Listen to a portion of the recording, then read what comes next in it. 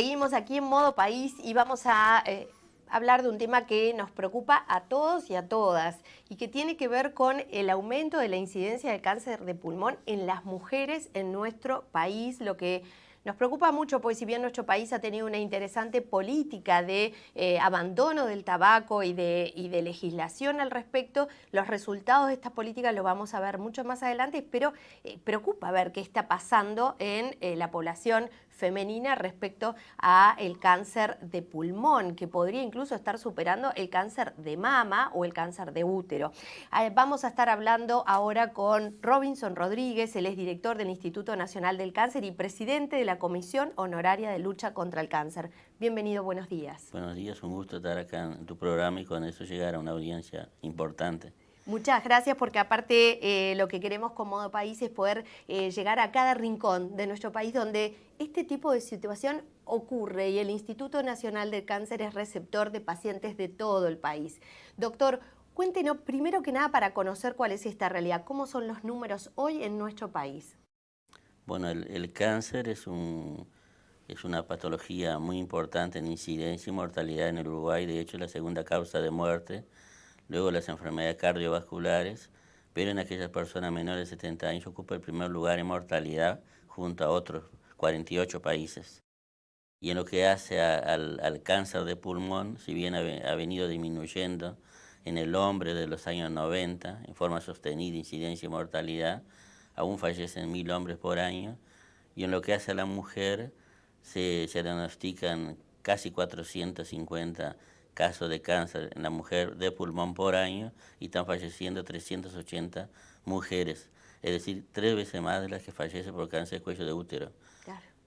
Viene en franco aumento y de acuerdo a cómo ha venido pasando quinquenio tras quinquenio, visualizamos que en el 2030 van a fallecer seguramente más mujeres por cáncer de pulmón en el Uruguay que por cáncer de mama, cosa que ya ha pasado en otros países como Estados Unidos. El Uruguay viene desfasado varios años en el tiempo con respecto, en este caso, Estados Unidos, por ejemplo, donde la pandemia por tabaquismo se dio ya por los años 50 y el pico de fallecimiento por tabaco se dio ya por los 80, 90, la mujer un poco 20 años después, y en Uruguay pasó otro tanto, es decir, desde el 90 el hombre ya tomó conciencia y empezó a disminuir la incidencia y mortalidad. La mujer todavía lo que estamos viendo es el efecto anterior de 20, 30 años para atrás, pero que si sigue fumando van a seguir muriendo más mujeres. Y si bien se han hecho políticas como la ley antitabaco, ya por el 2005, 2006, todavía la mujer sigue fumando. El hombre creo que ya venía, yo creo que con un empuje, dejando de fumar, pero la mujer todavía estaba en esa etapa ascendente. Si uno no manejáramos por un gráfico que hay, o podríamos decir la pandemia por tabaquismo, el hombre en el Uruguay ya está en una etapa de descenso, tanto incidencia como mortalidad. Y la mujer todavía está en etapa de ascenso de la mortalidad por cáncer de pulmón, pero en general uno asocia tabaco con cáncer de pulmón y con mortalidad, pero el tabaco en realidad produce más de como 20 cánceres diferentes. Esto me parecía interesante porque uno cree que hay un tipo de cáncer.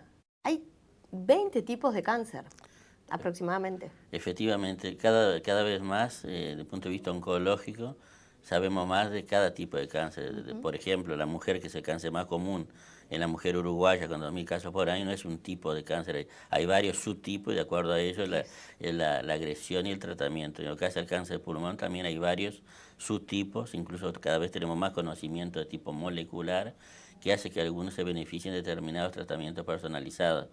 Pero hoy día también, si bien está descendiendo la mortalidad por cáncer de pulmón y por cáncer de laringe en el hombre, está aumentando cáncer de pulmón y cáncer de laringe en la mujer, así como en otros cánceres. Y hay otros cánceres que hemos visto que viene descendiendo, pero en forma más significativa en el hombre, como el cáncer de esófago, por ejemplo, que también es tabacodependiente, y la mujer, si bien ha descendido, no ha descendido con la misma velocidad, digamos de alguna manera, que en el hombre probablemente, porque son cánceres multifactoriales y hay múltiples factores que inciden. El más evidente de ver ¿Qué pasa en aquellos que dependen altamente de un único factor de riesgo, en este caso el tabaco? Ujú. El cáncer de pulmón es conocido que el 85% de lo que hacen el cáncer de pulmón tienen antecedentes de haber sido fumadores o de estar fumando actualmente. Es decir, que es el cáncer que sería más fácil de controlar, no iniciándose en el hábito de tabaco. Con eso Exactamente. abatiríamos así en forma significativa tanto incidencia como mortalidad. Otra pregunta que le hago, usted me dice el 85% son fumadoras o han sido fumadoras. ¿Qué sucede con el otro 15%? ¿Qué le pasa a quienes están cerca y en el entorno de personas fumadoras? ¿También tenemos un riesgo de poder tener cáncer de pulmón al convivir con personas que fuman y demás? Sí, eso ya está demostrado hoy día, Ujú. el humo de los no fumadores de segunda mano, es decir, aquellos que comparten el mismo ambiente y sobre todo yo diría hoy en el hogar, porque en espacios públicos, en lugares cerrados está prohibido por Ujú. ley, pero lamentablemente sí, el humo ese que produce el fumador, está el otro fumador pasivo que no es tan pasivo porque Exacto. las consecuencias son Que similares. también hay un número real, que no es que nos parece que nos No, puede afectar. Otra pregunta, estamos hablando de cigarrillo. Hay otra, del cigarrillo del tabaco común. Hay otras formas que se han puesto bastante de moda, que es el vapeo, que además tiene como una connotación de cierto estatus. ¿Qué sucede con el vapeo? Que parece como que no hiciera daño, pero hace. sí. Son otras modalidades que ya han llegado al Uruguay Ujú. lamentablemente, y está el vapeo, las pipas de agua, los cigarrillos electrónicos, entre otros, y sabemos que todos esos elementos contienen sustancias cancerígenas, contienen nicotina, por lo tanto también son factores de riesgo para el desarrollo de cáncer de pulmón y otra patología que dependen de estas nosas, ¿verdad? De estos cancerígenos. Por lo tanto, y lamentablemente ya hay encuestas que muestran, sobre todo los adolescentes, la juventud, que hay un porcentaje significativo, porque si uno analiza el joven, de repente actualmente la prevalencia de fumadores es menor del 10%, pero si consideramos también estas formas, estos otros hábitos que están llegando, con eso ya se están superando en total más del 11% de los riesgos por tabaquismo, incluyendo los distintos tipos, ¿verdad?, de tabaquismo, ¿no? Ya sea los habituales o estos nuevos, ¿no? Estas nuevas modalidades. No, ¿Qué sucede con fumar marihuana? Que también es algo que se ha ido instalando sobre todo en las poblaciones más jóvenes. ¿Qué efecto tiene en ese sentido, a nivel de cáncer? Bueno, en ese sentido, digo, nosotros no hemos visualizado todavía que sea un factor de riesgo firme.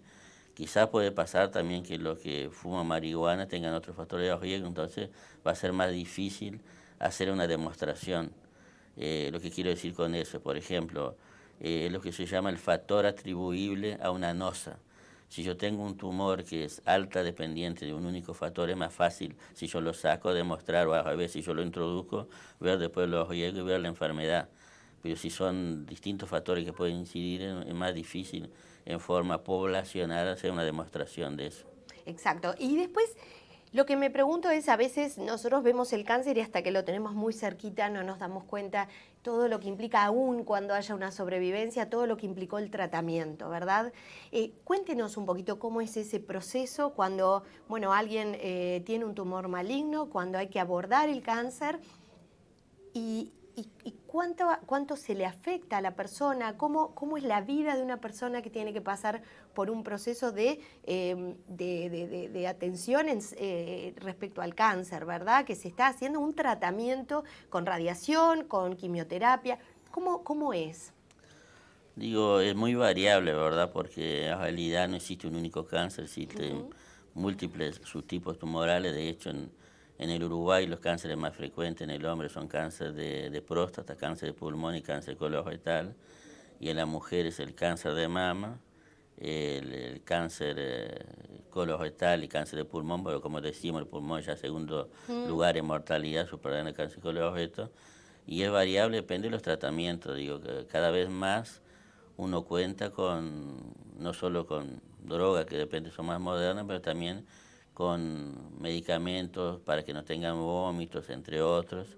Pero de todas maneras siempre, digo, ya de entrada el diagnóstico de cáncer muchas veces implica desde el punto de vista psicológico un factor importante, no solo para el paciente que lo padece, sino para la familia también, ¿no? Que tiene que verse envuelta en todo el proceso de diagnóstico y tratamiento, y también de los largos sobrevivientes, ¿no? Porque hoy día, por suerte hay largos sobrevivientes. Lo ideal sería que no hicieran cáncer directamente, ¿no? Para evitar pasar por todo lo demás, porque en todos estos procesos no solo está lo que implica al paciente, a la familia, a las instituciones de salud, los costos de salud, que hay que hablar también, porque por lo general uno dice que la salud no tiene precio, pero tiene costo.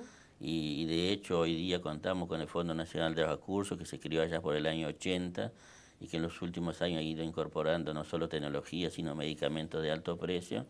Pero de todas maneras, esos son todos dineros, millones de dólares que pagamos todos los uruguayos con impuestos, pero que se podría utilizar también para otras cosas que siempre son necesarias en el país, porque siempre el tema de dinero siempre está acotado, y uno, si utiliza algo para determinada cosa, está dejando de utilizar para otra. Y como bien decía usted, esto se trataría de dejar de fumar, que no es cuando nosotros, bueno, traemos genéticamente una predisposición, cuando, bueno, sobreviene un cáncer de manera que uno no pudo haberlo evitado. Este tipo de cáncer justamente se puede prevenir en la medida que podemos evitar de empezar a fumar, sobre todo, ¿verdad? Sí. Porque lo más difícil debe ser empezar y tener que dejar.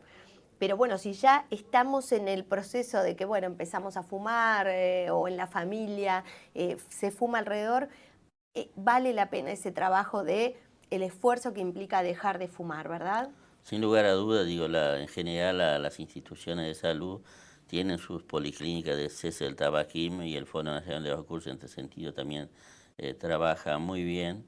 Y yo quisiera destacar también la tarea que hace el área de educación poblacional de la Comisión contra el Cáncer, que desde el año 1994 viene trabajando contra el tabaquismo, y de hecho ya antes que se creara la ley antitabaco ya había logrado más de 700 edificios libres de humo de tabaco, y se diseñan permanentemente campañas desde el casco central y después las movilizadoras comunitarias en territorio, en todo el Uruguay. Trabajan con distintos actores sociales, grupos de mujeres, con los liceos, la UTU, los centros de salud, entre otros, ¿verdad? Y esa es una tarea muy importante en lo que hace la promoción de salud y prevención del cáncer. Cuando hablamos de manejo del tabaquismo, estamos haciendo no solo prevención de cáncer en general, o de aquellos cánceres que son tabaco dependientes, no solo cáncer de pulmón, laringe, esófago, estómago, páncreas, riñón, vejiga, entre otros, sino también las enfermedades cardiovasculares que son muy dependientes. Y en este sentido es importante remarcar que ya hay evidencia que lo que tiene que ver con la ley antitabaco, eso ya ha dado su fruto en términos de resultados cardiovasculares, con un abatimiento, una disminución de los infartos agudos de miocardio, y eso es muy significativo, porque no solo vidas que se salvan desde el punto de vista de la vida como tal, sino de la función cardíaca, sino también, ¿no?, el dinero que implica tratar a un paciente una vez que tiene un infarto agudo de miocardio, que muchas veces queda afectado, que no puede incluso volver al trabajo. A la actividad normal. A la actividad normal, por eso es muy importante siempre remarcar estos aspectos, y bueno, y todo lo que uno dice siempre, que dejar de fumar o no iniciarse en ese hábito es todo ganancia. Totalmente. A ver, para cerrar, pero me quedo con una cosa que usted decía, que era todo el trabajo en prevención y en comunicación. ¿Está previsto alguna campaña? Porque está clarísimo que cada vez que hay campañas fuertes en medios de comunicación, en redes sociales, hay una toma de conciencia que luego se empieza como a diluir en la medida que la comunicación masiva es más limitada, ¿no? Si bien el trabajo de hormiga, de ir a cada uno de los puntos donde hay jóvenes, donde hay más mujeres, es muy relevante, porque ahí se puede profundizar. Pero ¿está previsto alguna campaña, ya que esto es un tema que está creciendo y que está preocupando tanto? Bueno, como yo decía, la Comisión contra el Cáncer trabaja permanentemente durante todo el año, es decir, no cuando es el mes de tal cosa, de tal otro, como octubre, que es el mes de cáncer de mama, pero en lo que hace al cáncer de pulmón, durante mayo y junio, estuvimos trabajando con una campaña que era Dale un respiro a tu vida, que por suerte se vieron en distintos medios de prensa. Ahí lo que se hacía era grabar una persona, un locutor que era fumador y otro que era no fumador, y veíamos como el fumador terminaba después que el no fumador, y demostraba claramente el efecto, no solo la insuficiencia respiratoria en el sentido. Exacto. Y bueno, está, pero hay que seguir trabajando permanentemente, no solo puntual cuando es el mes. Por eso el área de educación poblacional trabaja permanentemente durante todo el año, y en temas históricos es una cosa muy importante, porque a veces uno participa en un programa, en un medio de comunicación, en la televisión, pero pues son segundos, son minutos.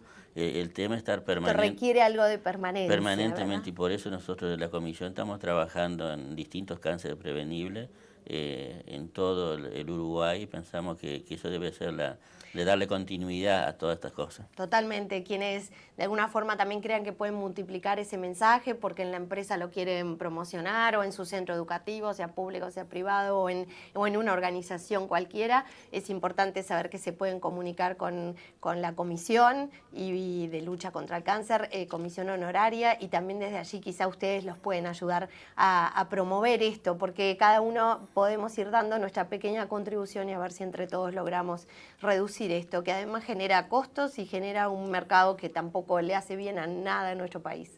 Efectivamente, digo, la Comisión contra el Cáncer tiene sus movilizadoras comunitarias, que lamentablemente hoy día no tenemos en todos los departamentos por temas económicos. La Comisión viene arrastrando que cuando se crió con la ley 16.097, allá por el año 89, recibía lo que se llamaba un porcentaje, el IMESI, pero lamentable de la reforma tributaria del 2008 dejó de recibir eso, y lo que recibe son subvenciones que no alcanzan para cubrir su presupuesto.